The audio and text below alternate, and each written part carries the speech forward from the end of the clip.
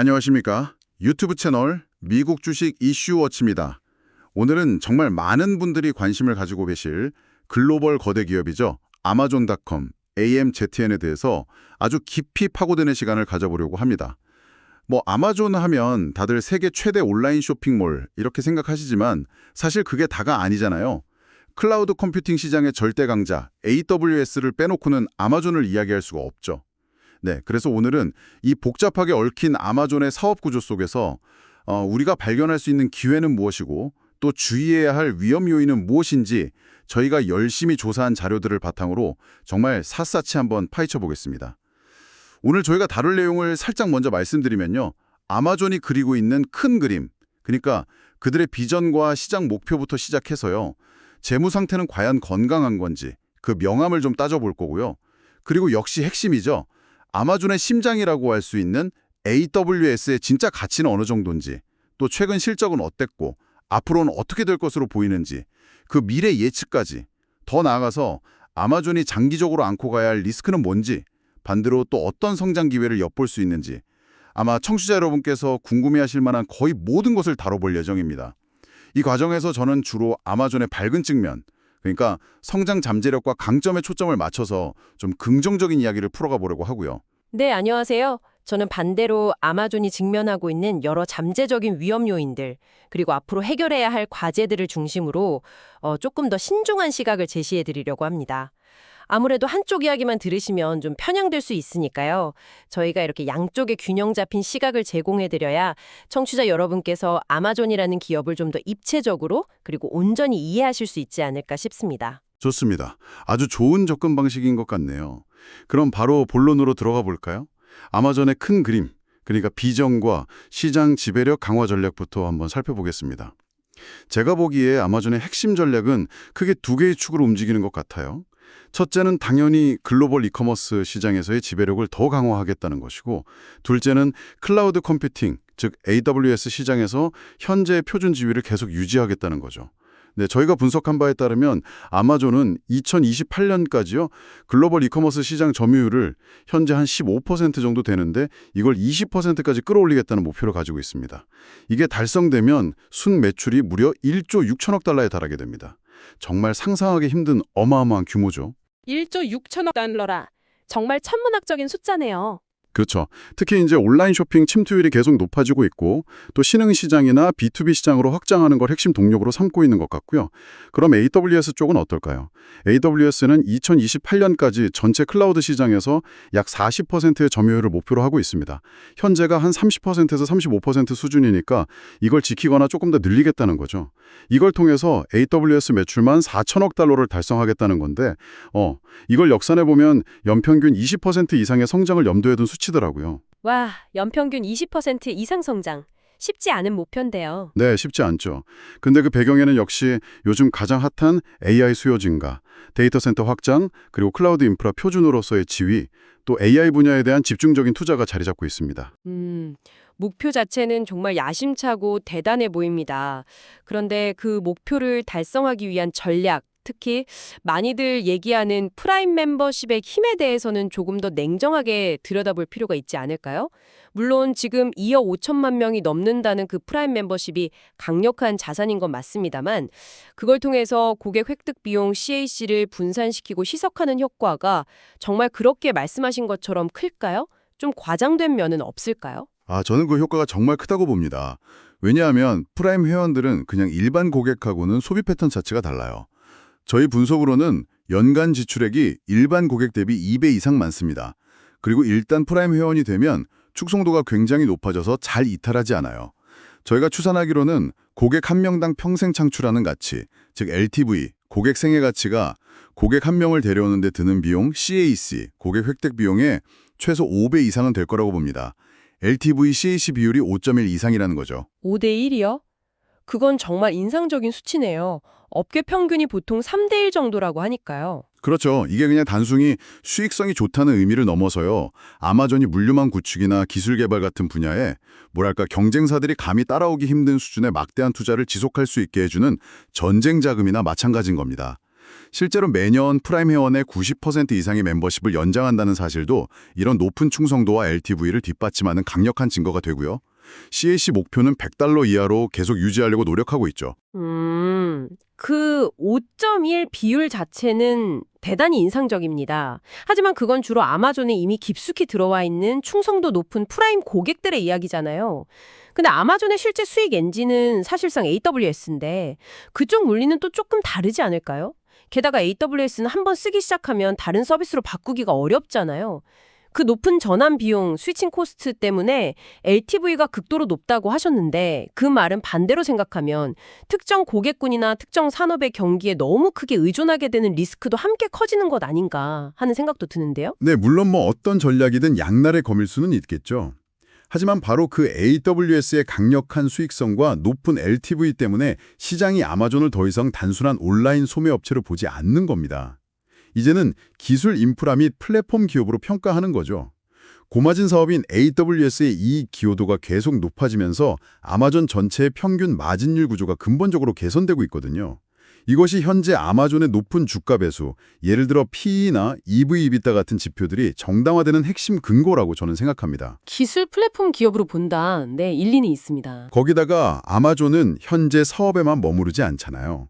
광고 사업도 엄청나게 크고 있고 또 헬스케어 분야, 아마존 파메시에도 진출했고 심지어 위성 인터넷 사업, 프로젝트 카이퍼까지 넘보고 있죠.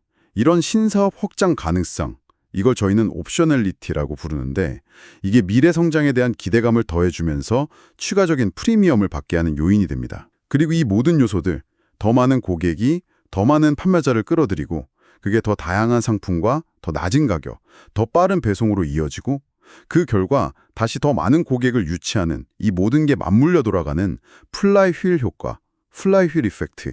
이건 정말 경쟁사들이 쉽게 모방하기 힘든 아마존만의 강력한 구조적 해자, 모트라고 할 수 있습니다. 그래서 아마존의 밸류에이션 배수도 일반 리테일 기업과는 다르게 봐야 합니다. 예를 들어 주가 매출 비율 PS만 봐도 현재 약 3.65배 수준인데 일반 리테일 기업들이 보통 1, 2배 수준인 걸 감안하면 상당히 높죠.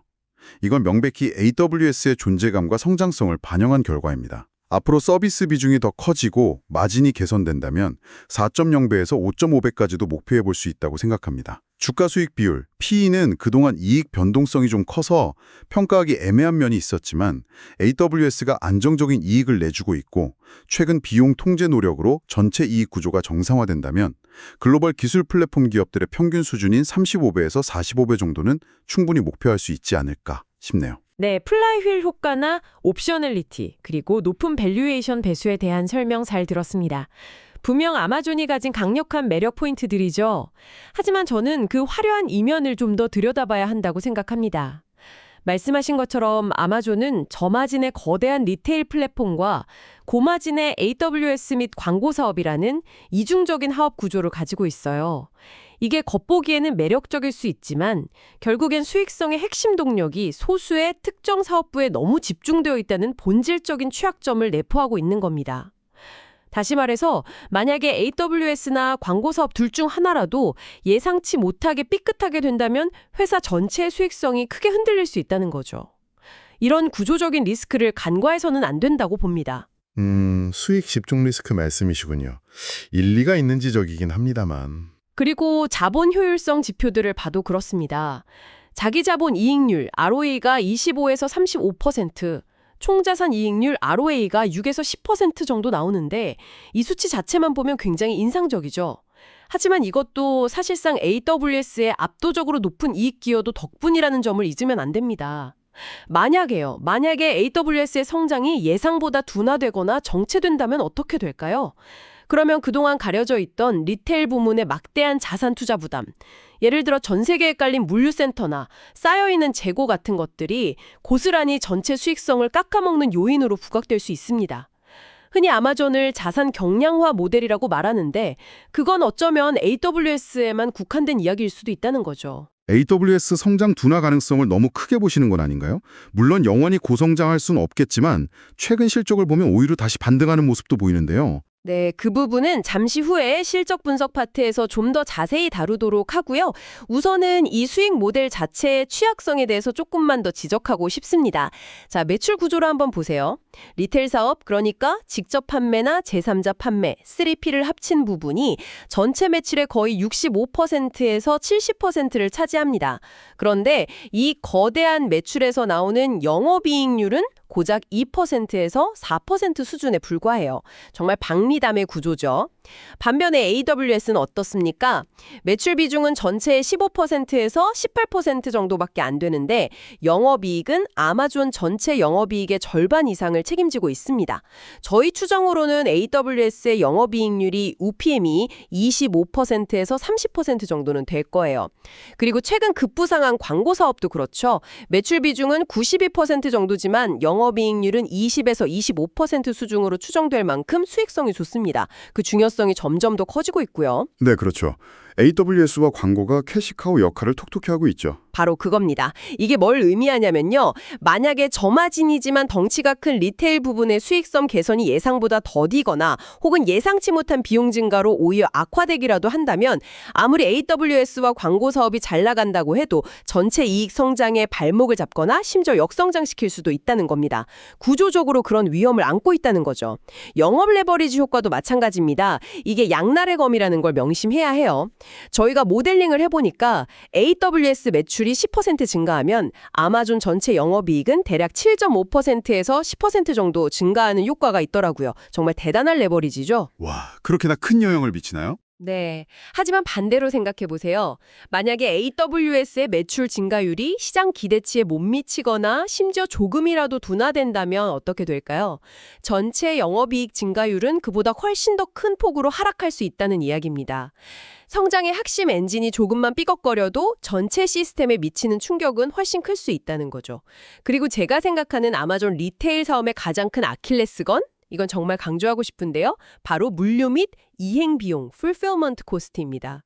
이게 마치 은행 사업에서 신용 비용이 핵심 리스크인 것처럼 아마존 리테일 사업에서는 이 운영 효율성, 특히 물류 비용 관리가 핵심 중에 핵심 리스크라고 할 수 있습니다. 물류 비용.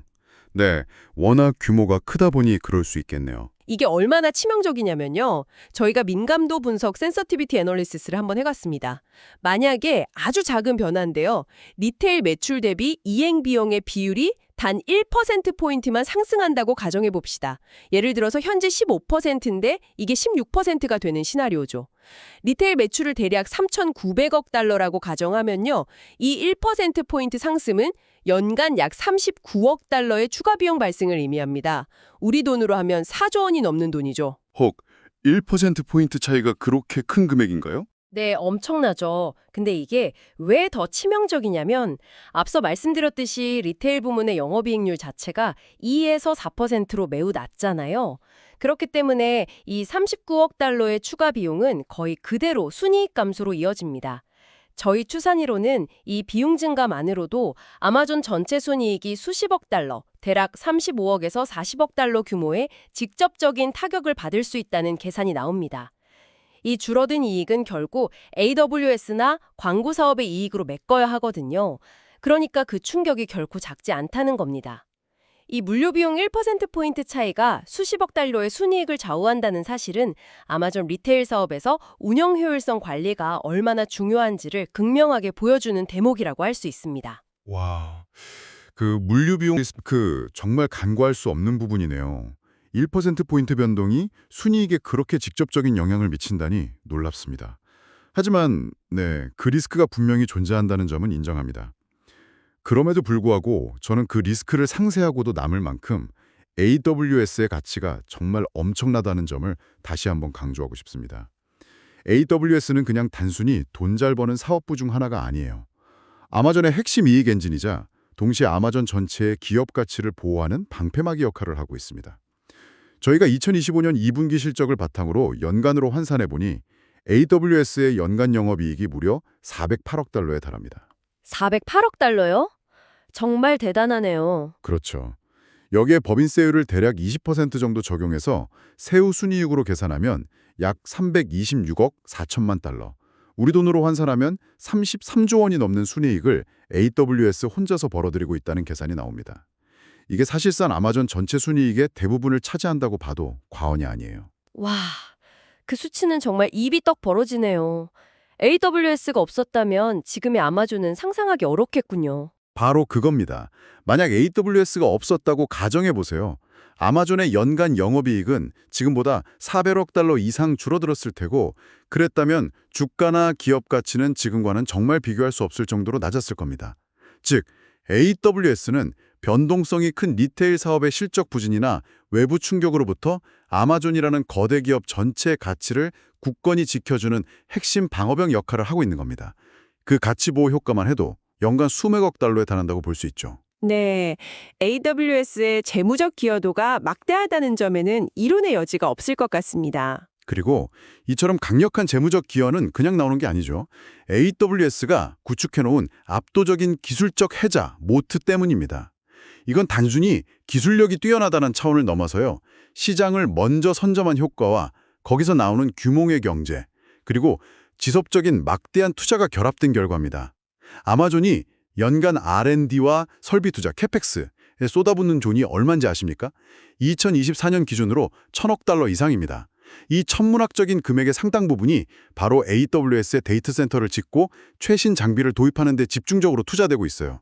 참고로 2017년 R&D 비용만 해도 226억 달러였는데 그 규모가 계속 커지고 있는 거죠. 1년에 1,000억 달러 이상 투자. 정말 상상 초월이네요. 경쟁사들이 따라가기 버겁겠습니다. 하지만 투자 규모가 전부는 아니지 않습니까? 기술 변화 속도도 워낙 빠르고요. MS나 구글 같은 경쟁자들의 추격도 만만치 않은데요. 물론입니다. 경쟁사들의 추격도 거세죠. 하지만 AWS의 해자는 단순히 돈만으로 만들어진 게 아닙니다. 몇 가지 더 중요한 요소가 있어요. 첫째는 데이터입니다. 전 세계 수백만 고객들이 AWS를 사용하면서 발생하는 방대한 운영 및 사용 패턴 데이터는 인공지능 AI나 머신러닝 ML 모델을 학습시키고 서비스를 고도화하는 데 있어서 경쟁사들이 따라올 수 없는 절대적인 우위를 제공합니다. 둘째는 시간과 비용의 장벽입니다. 경쟁사가 지금부터 AWS와 비슷한 수준의 글로벌 인프라, 그러니까 전 세계 주요 지역의 리전과 가용 영역, 어베일러빌리티 존 AZ를 구축하려면 저희 추산으로는 최소 5년 이상의 시간과 누적 투자 금액으로 최소 3천억 달러 이상이 필요할 것으로 예상됩니다. 5년에 3,000억 달러? 네, 진입 장벽이 정말 높군요. 그렇죠. 게다가 이미 규모의 경제를 달성해서 운영 단가를 낮춘 AWS의 가격 경쟁력까지 따라잡으려면 훨씬 더 많은 비용과 시간이 들 겁니다. 마지막으로 생태계와 락인 효과입니다. AWS는 현재 약 200개가 넘는 업계에서 가장 폭넓은 서비스 포트폴리오를 제공하고 있고요. 이를 기반으로 한 최대 규모의 개발자 생태계를 구축했습니다. 이건 한번 AWS를 사용하기 시작한 고객들이 다른 서비스로 쉽게 이전하기 어렵게 만드는 강력한 고객 락인 효과를 만들어냅니다. 한번 발을 들이면 빠져나가기가 사실상 거의 불가능에 가깝다는 거죠. 이게 바로 구조적인 해자입니다. 데이터, 시간, 비용, 생태계. 확실히 다각적인 해자를 구축했네요. 네, 그래서 저희는 이 AWS의 내재 가치를 매우 높게 평가하고 있습니다. 앞서 말씀드린 연간 순이익 기여도 약 326억 달러에다가 클라우드 시장에서의 독보적인 리더십과 성장성을 감안해서 적정 PE 배수를 30배 정도로 적용하면요. AWS 자체의 가치만 약 9,792억 달러, 거의 1조 달러, 우리 돈 약 1,322조 원에 육박한다는 계산이 나옵니다. 이게 어느 정도냐면 아마존 전체 시가총액을 예를 들어 2조 달러라고 가정했을 때 그 절반 가까이, 정확히는 약 49%가 AWS의 가치라는 뜻입니다. 이는 아마존을 더 이상 단순 소매 기업이 아니라 고마진 기술 인프라 기업으로 평가해야 한다는 강력한 증거라고 생각합니다. 와, 1조 달러라니. AWS의 가치가 그 정도 수준이라면 이건 반대로 생각하면 아마존 주가에서 AWS의 가치를 싹 빼고 나면 남는 게 별로 없다는 의미로도 해석될 수 있는 거 아닌가요? 다시 말해, 거대한 리테일 사업의 가치는 시장에서 상대적으로 매우 낮게 평가받고 있다는 뜻이기도 하고요. 네, 그렇게 해석할 여지도 충분히 있다고 봅니다. 리테일 사업의 수익성이 낮으니까요. 하지만 저는 그보다는 AWS가 가진 기술적 우위가 앞으로 가져올 추가적인 상승 잠재력에 더 주목하고 싶습니다. 예를 들어서요, 만약에 요즘 대세인 AI 관련 수요가 폭발적으로 증가해서 AWS의 영업이익률이 현재 약 33% 수준에서 35%로 단 2%포인트만 더 개선된다고 가정해 봅시다. 네, 2%포인트 개선이요? 그러면요. 추가적으로 발생하는 순이익만 해도 약 19억 8천만 달러 정도가 됩니다. 여기에 아까 적용했던 PE 30배를 곱하면 이 마진율 개선만으로 추가되는 기업 가치 상승분이 무려 594억 달러에 달할 수 있다는 계산이 나옵니다. 와, 594억 달러면 현재 시총 대비로도 꽤 큰데요? 직접적인 기업 가치 상승으로 어떻게 연결될 수 있는지를 잘 보여주는 사례라고 생각합니다. 네. AWS의 중요성 그리고 그 가치 평가에 대해서는 충분히 공감합니다. 아무리 강조해도 지나치지 않죠. 하지만 이제 최근 실적과 앞으로의 미래 예측을 좀 더 냉정하게 들여다볼 필요가 있습니다. 특히 경쟁이 심화되는 환경 속에서 AWS 성장률의 변화 추이는 계속해서 면밀히 주시해야 할 핵심 포인트라고 생각합니다. 물론 2025년 1분기 실적 발표 때 AWS 매출 성장률이 직전 분기 플러스 13.2% 대비 가속화되는 모습, YOY 플러스 10% 정도로 가정을 보인 것은 분명 긍정적인 신호였습니다. 이건 2분기 실적 호조를 어느 정도 예견하는 것이기도 했고요. 하지만 그 당시, 그러니까 2분기 실적 발표를 앞두고 회사가 제시했던 가이던스를 평가할 때는 좀 우려 섞인 시각도 있었던 것이 사실입니다. 왜냐하면 당시 AWS의 예상 성장률, 가이던스 중간값 기준으로 16에서 17.5% 정도가 경쟁사인 마이크로소프트 애저나 구글 클라우드, GCP의 성장률 당시 30%대에 비해서는 상대적으로 둔화된 모습을 보였기 때문이죠. 그래서 시장에서는 단순히 회사가 제시한 가이던스를 충족하는 것만으로는 부족하다. 뭔가 더 확실한 성장 모멘텀을 보여줘야 한다는 분위기가 있었던 걸로 기억합니다. 아마존에 대한 기대치가 워낙 높으니까요. 네, 맞습니다. 그런 우려와 기대가 교차했었죠. 하지만 막상 뚜껑을 열어보니 실제 2025년 2분기 실적은 그 모든 우려를 잠재우고 시장이 예상을 훨씬 뛰어넘는 결과가 나왔습니다. 매출은 전년 동기 대비 13% 증가한 1,677억 달러를 기록했고요. 핵심인 AWS 매출은 전년 동기 대비 17.5% 성장한 30억 달러를 달성했습니다. 성장률 둔화 우려를 불식시킨 거죠. 그리고 가장 놀라웠던 부분은 바로 영업이익입니다. 무려 192억 달러를 기록했어요. 당초 회사가 제시했던 가이던스의 상단이 1,750억 달러였는데 이걸 훌쩍 뛰어넘는 그야말로 어닝 서프라이즈였습니다. 네, 인정합니다. 2분기 실적, 특히 영업이익 서프라이즈는 정말 인상적이었습니다. 저희가 자체적으로 만든 수익성 예측 모델과 비교해봐도요. 당시 저희 모델은 2분기 광고 매출 비중 테이크레이트 대리지표를 1분기 6.0%에서 6.2%로 전체 영업이익률은 1분기 6.4%에서 6.9% 정도로 예측했거든요.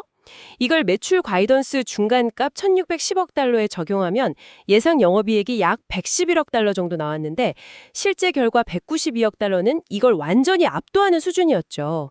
네, 2분기 예측 모델상 영업이익은 115.7억 달러 정도였네요. 실제 192억 달러와는 정말 큰 차이가 있죠. 그렇죠. 정말 엄청난 서프라이즈였죠. 네. 이 정도의 서프라이즈는 분명 AWS에서 AI 관련 수요 효과가 예상보다 훨씬 더 강력하게 나타났거나 아니면 북미 및 국제 소매 부문에서의 풀필먼트 효율성 개선 효과가 극대화되었음을 시사합니다. 하지만 여기서 저희는 한 걸음 더 나아가서 질문을 던져야 합니다. 과연 이런 수준의 급격한 실적 개선이 앞으로도 계속 지속 가능할까 하는 점입니다. 예측 모델과의 이렇게 큰 괴리는 어쩌면 긍정적인 측면도 있지만 반대로 생각하면 미래 실적 예측의 불확실성을 오히려 더 높이는 요인이 될 수도 있습니다. 뭔가 우리가 예상하지 못했던 변수가 크게 작용했다는 뜻이니까요. 게다가 앞으로 AI 분야에 대한 투자는 계속 늘어날 텐데 그에 따른 비용 부담 증가도 결코 간과할 수 없는 부분이고요. 네, 지속 가능성에 대한 질문은 언제나 중요하고 타당합니다. 하지만 그럼에도 불구하고 이번 2분기 실적은 명백히 저희가 설정했던 시나리오 중 불시나리오, 성장 가속화 및 실제 결과에 부합하는 결과였다는 점, 그리고 우려했던 AWS 성장률 플러스 17.5% 반등과 소매 부문의 마진 개선이 실제로 할인되었다는 점이 중요하다고 생각합니다. 이런 추세가 하반기에도 이어진다면 특히 AI 수요에 힘입어서 AWS 성장률이 20% 이상으로 다시 가속화되고 이익 마진 확대가 지속된다면 주가 상승 모멘텀은 충분히 이어질 수 있다고 봅니다. 저희의 강력 매수, 스트롱 바이 의견을 뒷받침하는 강력한 증거가 나왔다고 생각해요. 볼 시나리오가 실현된 것은 분명 긍정적인 뉴스입니다. 하지만 축포를 터뜨리기엔 아직 이르다고 봅니다. 방심은 건물이죠.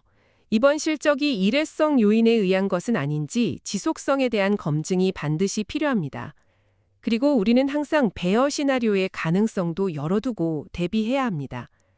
예를 들어 기업들이 다시 클라우드 비용 최적화하려는 움직임을 보이거나 경쟁사들의 공세가 더 심화되면서 AWS 성장률이 다시 둔화되어 12%에서 16% 이하로 떨어지고 동시에 소매 부문의 마진이 다시 악화될 가능성도 여전히 존재합니다.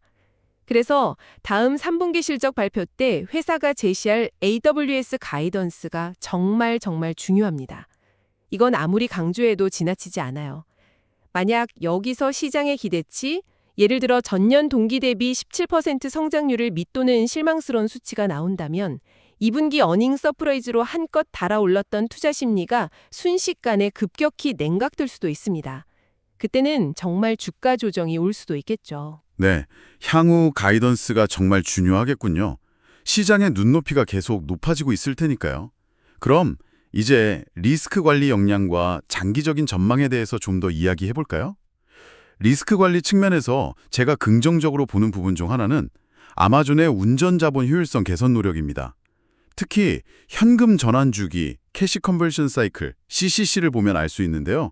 CCC가 짧아진다는 것은 재고 관리나 매출 채권 회수, 매입 채무 지급 등의 과정이 효율적으로 관리되고 있다는 의미이고 결국 현금 흐름 개선과 재무 리스크 감소로 이어지거든요. 아마존은 이 CCC를 단축시키기 위해 꾸준히 노력해왔습니다. 네, CCC 개선은 운영 효율성을 보여주는 중요한 지표죠. 그렇죠. 그리고 저희가 과거 데이터를 분석해보니까 좀 재미있는 경향이 나타났는데요. CCC가 1일 단축될 때 아마존의 PE 배수가 대략 0.8에서 1.2포인트 정도 상승하는 효과가 있었던 반면에 AWS 성장률이 1%p 상승했을 때는 PE 배수가 무려 1.5에서 2.5포인트나 상승하는 경향을 보였습니다. 아, AWS 성장률의 영향이 훨씬 더 컸군요. 네, 훨씬 컸습니다.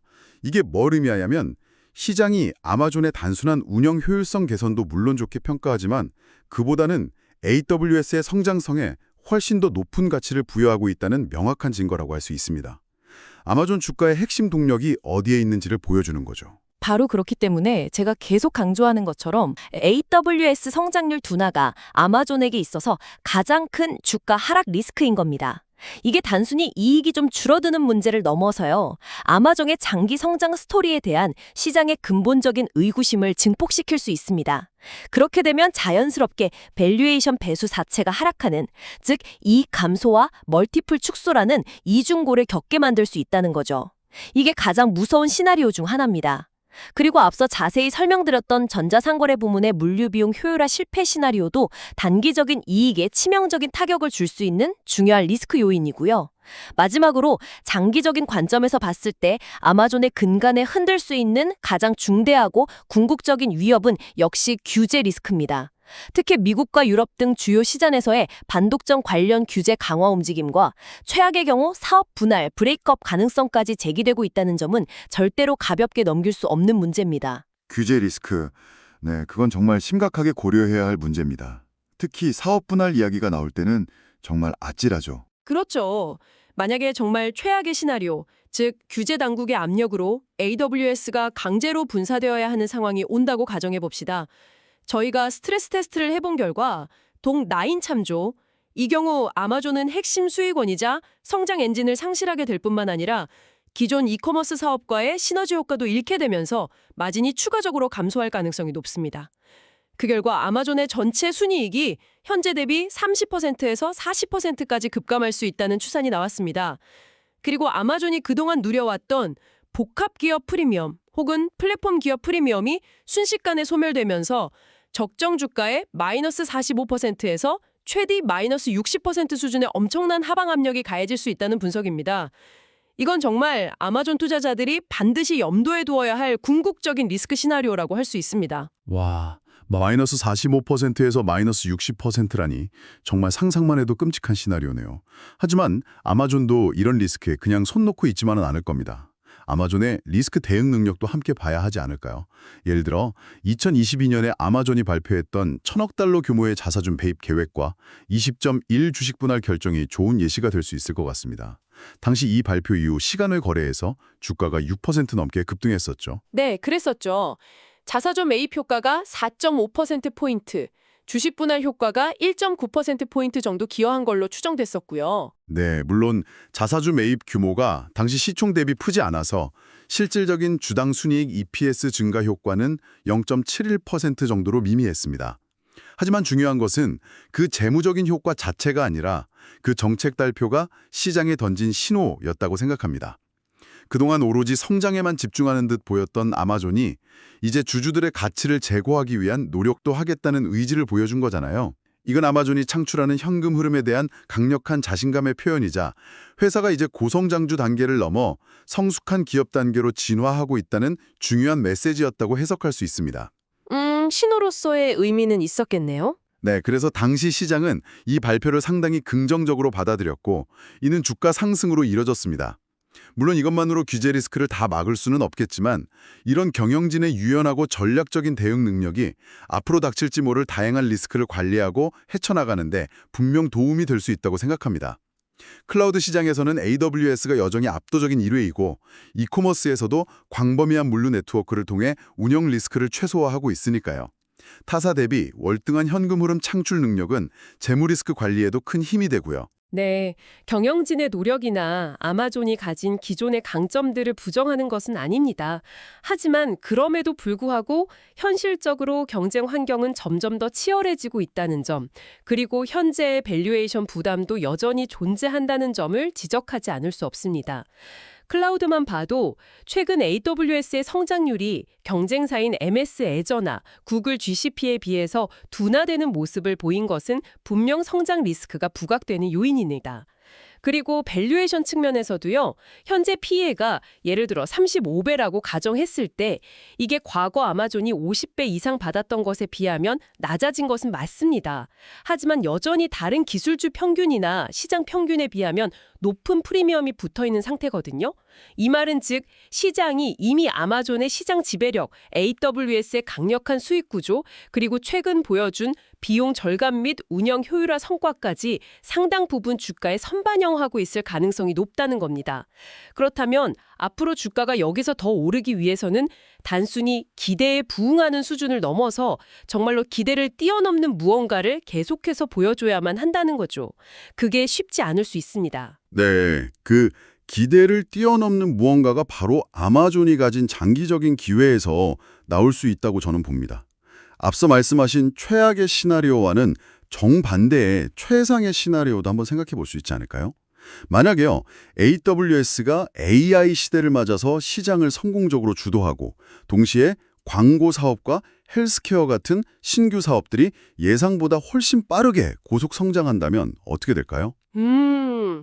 최상의 시나리오라면 그렇겠죠. 저희 분석에 따르면 AI 기술을 기반으로 한 새로운 AWS 서비스 시장, 그리고 광고 및 헬스케어 시장 등을 통해서 아마존은 앞으로 총 1,500억 달러 규모의 새로운 시장, TAM, 토탈 어드레서블 마켓을 추가적으로 확보할 수 있는 잠재력을 가지고 있습니다. 이렇게 신규 시장을 성공적으로 공략하게 된다면 아마존의 향후 5년간 연평균 성장률, CAGR이 기존에 예상했던 10% 수준에서 15% 수준까지 무려 5%포인트나 상향 조정될 수도 있습니다. 연평균 15% 성장? 정말 엄청난데요. 그렇죠. 여기에다가 AWS, 광고, 헬스케어 같은 고마진 사업의 비중이 계속 확대되면서 발생하는 마진 확대 프리미엄까지 더해진다면 장기적으로 아마존의 주가는 현재 수준에서 플러스 60%에서 최대 플러스 80%까지 상승할 수 있는 잠재력도 충분히 기대해 볼 수 있다고 생각합니다. 물론 이건 가장 이상적인 시나리오지만 불가능한 이야기는 아니라고 봅니다. 네.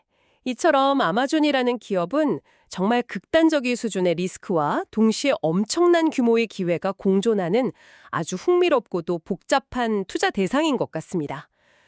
그럼 이제 이 모든 긍정적, 부정적 요인들을 종합해서 최종적인 가치 평가와 투자 의견을 정리해 보도록 하겠습니다. 저희는 앞서 논의된 다양한 리스크 요인들과 성장 기회들을 정량적으로 평가에 반영하기 위해서 리스크 조정 할인율, RADR, Risk Adjusted Discount Rate라는 개념을 사용했습니다. 먼저 아마존의 기본적인 자본 조달 비용 WACC를 9.0%로 가정했고요. 여기에 앞서 심층적으로 분석했던 규제 리스크 및 사업 분할 가능성에 대한 프리미엄으로 플러스 2.5%포인트를 가산했습니다. 이건 저희 스트레스 테스트 결과를 반영한 수치입니다. 반면에 아마존이 가진 강력한 기술력과 시장 지배력, 그리고 앞서 말씀드린 장기 성장 기회 시나리오가 실현될 가능성 등을 고려해서 마이너스 1.0%포인트의 디스카운트를 적용했습니다. 이렇게 해서 최종적으로 도출된 아마존의 리스크 조정 할인율 RADR은 10.5%입니다. 이 10.5%라는 할인율은 아마존의 강점과 약점, 기회와 위험 요인을 모두 종합적으로 고려한 결과라고 보시면 되겠습니다. 10.5%. 네, 상당히 신중하게 접근한 할인율이네요. 네, 그렇습니다. 그리고 이 10.5%의 할인율을 저희가 구축한 현금 흐름 할인, DCF, Discounted Cash Flow 모델을 적용해서 아마존의 내재 가치를 분석한 결과 현재 주가 2025년 10월 29일 기준 가정 대비 약 30% 정도의 상승 여력이 있는 것으로 평가되었습니다. 이는 앞서 강조했던 심각한 규제 리스크 등을 반영했음에도 불구하고 여전히 AWS의 AI 주도 성장 가속화 가능성과 이커머스 부문의 마진 개선을 통한 장기적인 현금 흐름 창출 능력에 대한 시장의 기대가 더 높게 평가되고 있다는 결과로 해석할 수 있습니다. 그럼 최종 투자 의견을 요약해서 말씀드리겠습니다. 단기적인 관점에서 보면 아마존은 여전히 경기 둔화 가능성, 클라우드 및 이커머스 시장에서의 경쟁 심화, 그리고 끊이지 않는 규제 압박 등 다양한 위험 요인에 노출되어 있습니다. 주가 변동성도 클 수 있고요. 하지만 장기적인 관점에서 보면 AWS의 독보적인 시장 지위와 기술력, 특히 AI 분야에서의 막대한 성장 잠재력, 그리고 광고, 헬스케어 등 고마진 신규 서비스의 확장 가능성, 마지막으로 지난 분기 실적에서도 증명된 강력한 운용 효율화 능력 등은 아마존에 대한 장기 투자에 강력한 근거를 제공한다고 판단됩니다. 최근 발표된 2025년 2분기의 놀라운 어닝 서프라이즈는 이러한 긍정적인 전망을 뒷받침하는 중요한 증거이지만 앞으로도 핵심 성장 동력인 AWS의 성장률 추이와 이익 마진 변화를 지속적으로 그리고 면밀하게 관찰하는 것이 무엇보다 중요할 것입니다. 결론적으로 여러 리스크 요인들을 충분히 감안하더라도 장기적인 성장 잠재력을 고려할 때 아마존은 여전히 매우 매력적인 투자 대상이라고 판단되며 이에 저희의 장기 투자 의견은 강력 매수, 스트롱 바이로 제시합니다. 네, 오늘 저희는 아마존이라는 정말 거대한 기업을 놓고 그야말로 다양한 각도에서 아주 깊이 있게 파고들어 본 것 같습니다. 거대한 이커머스 플랫폼이자 동시에 클라우드 시장의 절대 강자라는 이중적인 모습부터 시작해서요. 수익성의 핵심 동력인 AWS의 진정한 가치와 그 이면에 숨겨진 기술적 해자, 또 최근 시장을 놀라게 했던 실적 개선과 그 배경, 그리고 물류비용, 경쟁 심화, 규제와 같은 결코 만만치 않은 위험 요인들, 마지막으로 AI와 헬스케어 등 신규 서비스를 통한 장기적인 성장 기회까지 정말 아마존이라는 기업은 엄청난 잠재력과 동시에 무시할 수 없는 위험 요인이 공존하는 투자자들에게 끊임없이 고민과 질문을 던지는 복잡한 기업이라는 것을 다시 한번 확인할 수 있었습니다. 오늘 저희의 심층 분석이 청취자 여러분께서 아마존이라는 기업을 이해하시는데 조금이나마 도움이 되었기를 바랍니다. 네, 오늘 저희가 나눈 이야기들은 저희의 조사와 분석에 기반한 정보 제공을 목적으로 하고 있으며 특정 종목, 즉 아마존 주식에 대한 매수 또는 매도 추천이 아님을 다시 한번 명확히 밝힙니다. 모든 투자 판단과 그에 따른 결정의 최종 책임은 전적으로 청취자 여러분 각자에게 있음을 유념해 주시기 바랍니다. 오늘 제공된 정보는 2025년 10월 29일을 기준으로 작성되었으며 저희 분석 과정에 활용된 AI가 생성한 정보에는 일부 부정확하거나 실제와 차이가 있을 수 있다는 점도 미리 양해 부탁드립니다. 따라서 실제 투자를 결정하시기 전에는 반드시 신뢰할 수 있는 금융 전문가와 충분히 상담하시기를 권고드립니다. 네, 오늘 긴 시간 동안 경청해 주셔서 대단히 감사합니다.